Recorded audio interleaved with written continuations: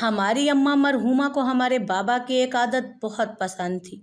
वो ये कि घर में जो कुछ भी पकता उसे बहुत शौक से खाते थे।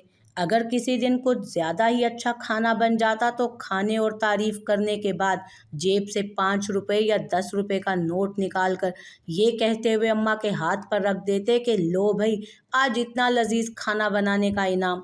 अम्मी वो इनाम पाकर निहाल हो जाती थी। फिर वो इनाम के पैसे संभाल कर रख लिया करती थी।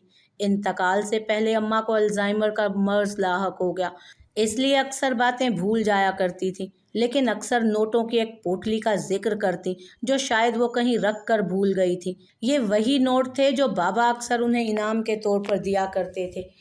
इन ईद की छुट्टियों में कुछ फरागत मुयस्सर आई तो सोचा तहखाने की सफाई कर ली जाए, जहाँ कई जहाजी साइज की फौलादी अलमारियाँ यादों से भरी पड़ी थीं। सफाई के दौरान अचानक मेरी नज़र एक जामनी रंग की थैली पर पड़ी। मैंने उसे खोला तो ये देखकर दंग रह गया कि उसमें 10 और 5-5 के ढेर सारे नोट एक खास तरतीब से रखे हैं। अब जो गौर किया तो हैरत और बढ़ी कि हर नोट पर दिन, तारीख और सन लिखा है। नोटों को हाथ में लेते ही आंखें भीग गईं, क्योंकि उनमें से माँ और बाप दोनों के प्यार भरी महक आ रही थी।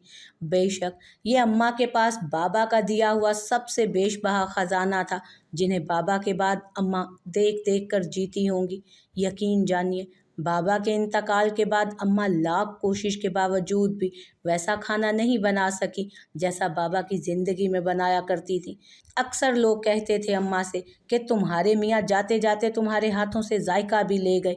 अब मुझे ये बात आसानी से समझ आ गई कि अगर बीवी के काम में निखार लाना हो तो उसका हौसला बढ़ाएं। इस तरह काम के साथ साथ आपकी बीवी भी निखर जाएगी और हौसला मोहब्बत की लाजवाल शक्ल इख्तियार कर लेगा।